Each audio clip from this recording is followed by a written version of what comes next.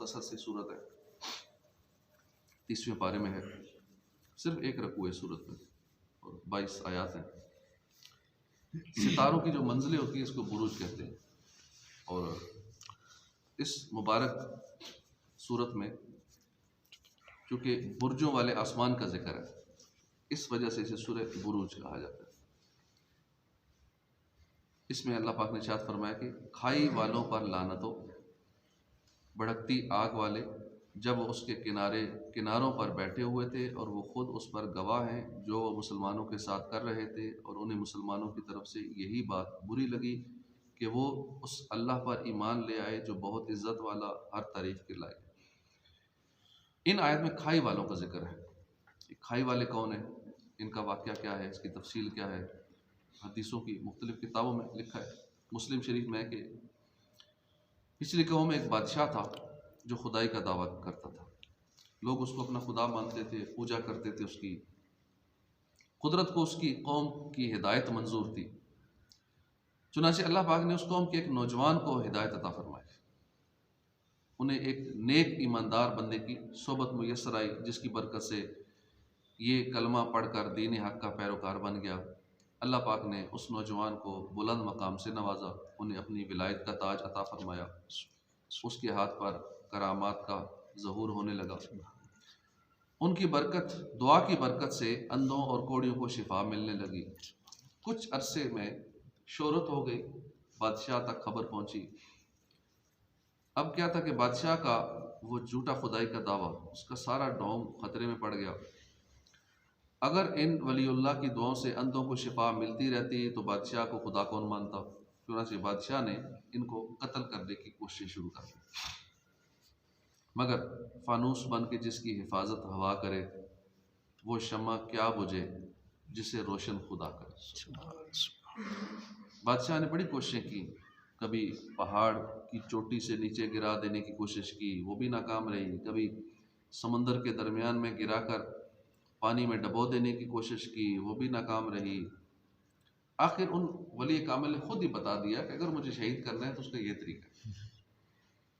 क्या बादशाह, अगर तुम मुझे शहीद ही करना चाहते हो तो उसका ये तरीका है कि एक खुले मैदान में सब लोगों को जमा करो, मुझे खजूर के एक तने के साथ बांध दो और बिस्मिल्लाह रब्बिल गुलाम कह के मुझे तीर मारो। बादशाह बड़ा खुश हुआ, चलो उन्होंने तरीका बता दिया। लोग जमा किए गए, एक मैदान में खजूर का तना लगाकर उसके साथ वलीउल्लाह को बांध दिया गया।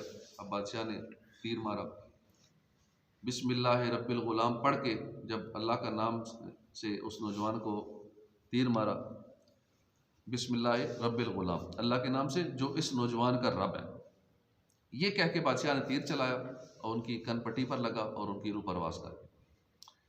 जब लोगों ने ये माजरा देखा कि वो बादशाह जो खुद को खुदा समझता है, उसकी सारी कोशिशें नाकाम हो गई, आखिर उस नौजवान के रब का नाम ही काम आया, तो वो समझ गए कि सच्चा खुदा बादशाह नहीं है, बल्कि इस नौजवान का रब है ना, ये सच्चा खुदा। सब ने कलमा पढ़ा, सारे मुसलमान। अब बादशाह को बड़ा गुस्सा आया, उसके खुदाई का दावे का भांडा फूट चुका था। लोग उसको छोड़कर अल्लाह वाहिद व यकता एक खुदाई हकीकी पर ईमान ला चुके थे। लिहाजा बादशाह ने गुस्से से बिफर कर हुक्म दिया, गलियों के किनारों पर गड्ढे खोद कर उनमें आग जला दी जाए। बादशाह का हुक्म पूरा किया गया। अब बादशाह ने हुक्म जारी किया कि जो शख्स अपने दीन से फिर कर मुझे खुदा ना माने, उस आग में डाल दो, उसको जला दिया जाए। बादशाह का यह हुक्म भी पूरा किया गया।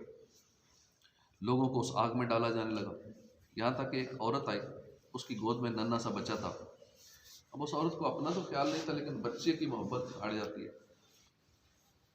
थोड़ी सी वो घबराई, झिझकी, आग में कूदने से ज़रा रुकी। उस पर वो बच्चा बोला कि माँ सब्र कर, परेशान ना हो, तू सच्चे दीन पर है। फिर वो बच्चा और उसकी माँ भी आग में डाल दिए। रिवायत के मुताबिक जालिम बादशाह के इस जुल्म पर अल्लाह का गज़ब जोश में आ गया और देखते ही देखते वही आग जो बादशाह ने अहले ईमान को जलाने के लिए लगाई थी, वो आग गढ़ों के किनारों से निकली और उन जालिमों को भी उसने जला कर राख कर दिया।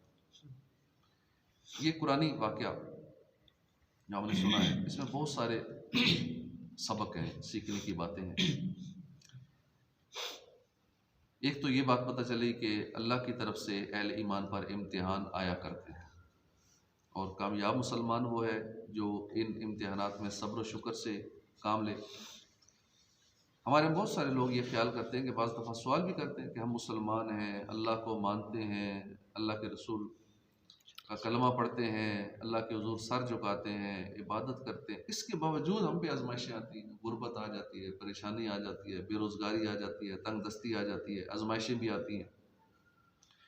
इस वक्त दुनिया भर में मुसलमान मुख्तलिफ़ किस्म की मुश्किलात का भी शिकार है, जबकि गैर मुस्लिमों के हालात हमारी निस्बत अच्छे हैं, मालदार भी हैं, बड़ी बड़ी बिल्डिंग्स भी हैं, उनके यहाँ खुशहाली भी है, सब कुछ है। आखिर ऐसा क्यों है? इसका बड़ा सादा सा जवाब है हदीस पाक में, अद्दुनिया सिजनुल मुमिन व जन्नतुल काफिर।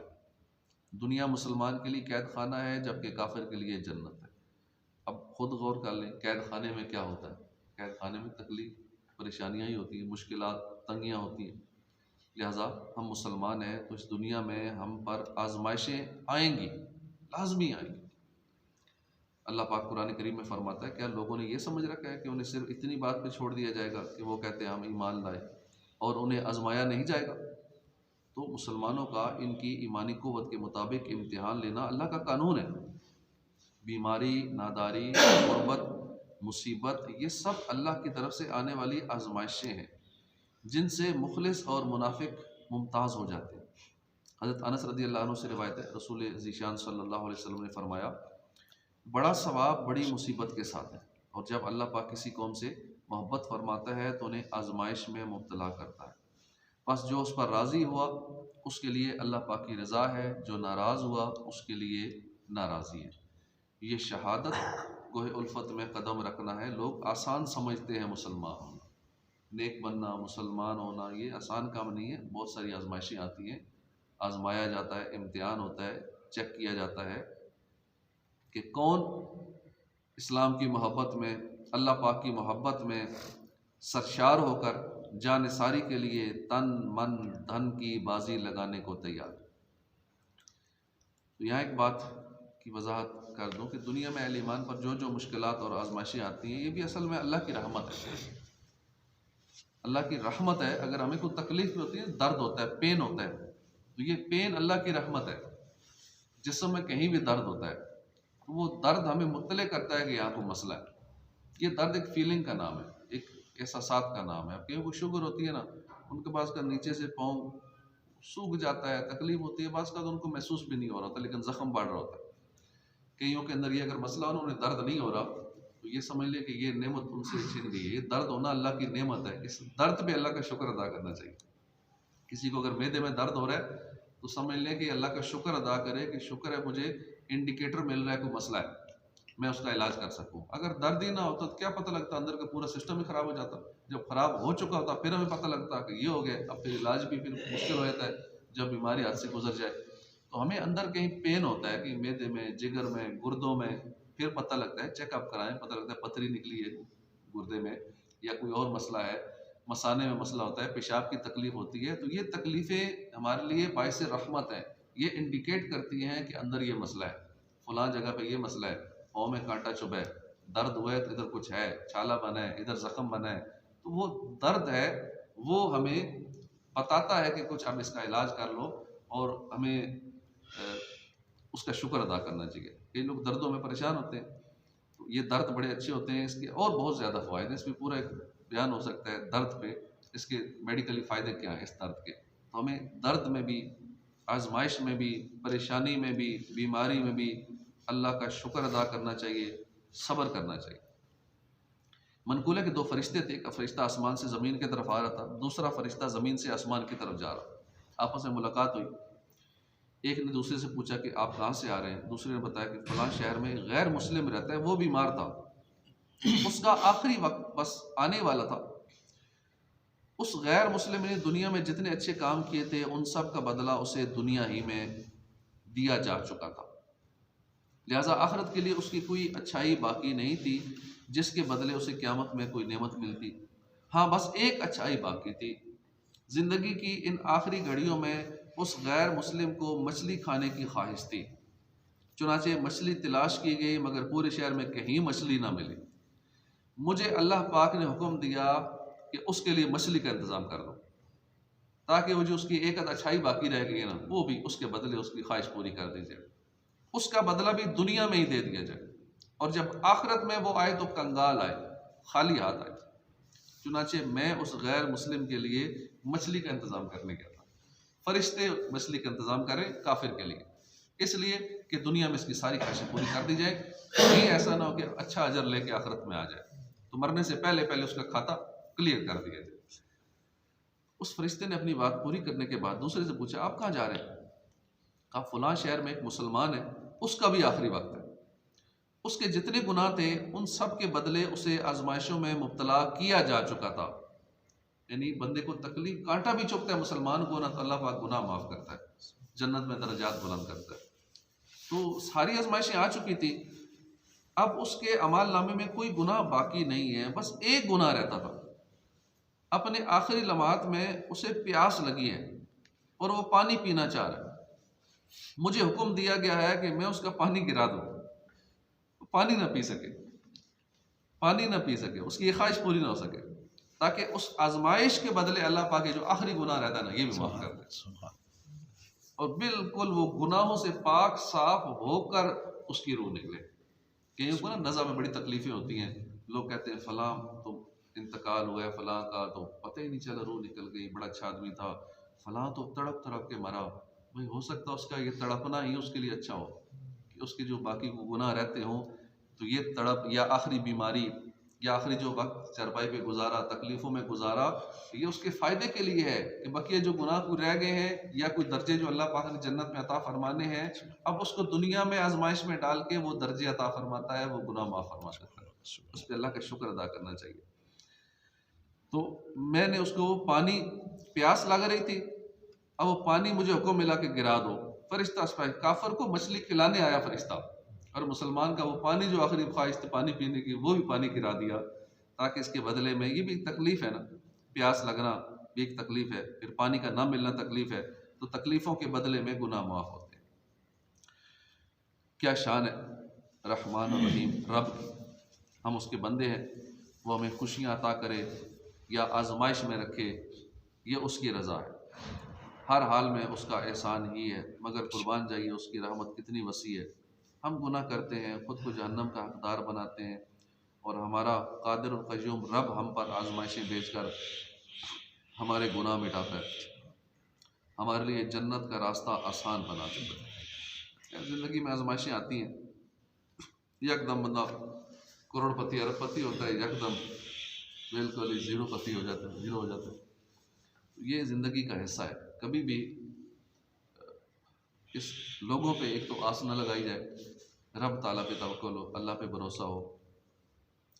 कल हमारे जानने वाले, उनके यहाँ जाना हुआ फातिहा के लिए, वो एक नौजवान था, उसका इंतकाल हुआ, बड़ा सियासी तौर पे भी हाई फाई प्रोफाइल शख्सियत था, और माली हवाले से भी, और अरबपति कह लें, करोड़पति अरबपति इस लेवल का बंदा था। जवानी में 35-36 साल की उम्र में गाँव गया हुआ था, जनाजे में था, जो दुश्मन थे, सियासी दुश्मन मुखालफी, उन्होंने उधर ही ब्रेस्ट मारा, गोलियाँ मारी, और इंतकाल कर जवान आदमी, 35-36 साल की एज, बड़ा खूबसूरत, और पूरे ख़ानदान में एक सबसे अच्छे अखलाक वाला और नेक लोग समझते थे उसे। तो वो उसका इंतकाल हो गया।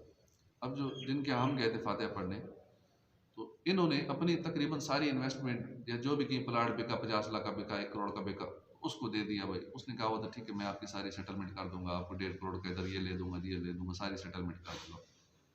अब चूंकि उसका इंतकाल हो गया, अब ये चीज़ उसने ना अपनी बीवी बच्चों को, ना किसी और को, ना सिर्फ इनकी आपस में डील थी ज़बानी कलामी। इन्होंने कहा अच्छा आदमी है, पहले भी हमारी इतनी हेल्प की इसने, तो आइंदा भी अपनी जो इन्वेस्टमेंट है ठीक इसको देते हैं, ये हमें घर भी बना देगा, प्लाट भी दे देगा, सारा कुछ कर देगा। इतनी सारी उम्मीदें चूँकि एक बंदे से वाबस्ता की हुई थी, अब क्या होगा, वो चला गया, इनकी भी 1.5-2 करोड़ रुपए चले गए।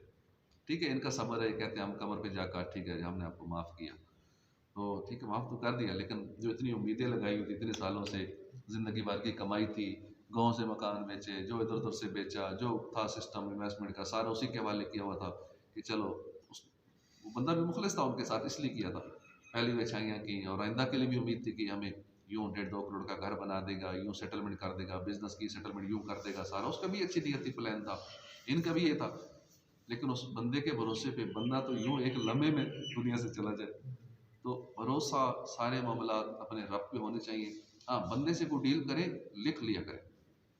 अब वो कहते हैं कि वाकई कुरान पाक में ठीक लिखा है कि कोई भी मुआहदा करो, कुछ भी करो, लिख लिया करो, क्योंकि लिखा हुआ ना हो तो बहुत बड़ा नुकसान होता है इसका। करोड़ों अरबों रुपए हाथ से निकल जाते हैं। या बंदा खुद जो नियत की हो कि मेरे मरने के बाद ये सारा कुछ अल्लाह की राह में दे दो, और उसके बाद फिर अल्लाह की राह में कोई कुछ नहीं देता, सारे आपस में बांट लेते हैं, तो इन रिटर्न हो ना सारा, उसका फायदा हो जाता है।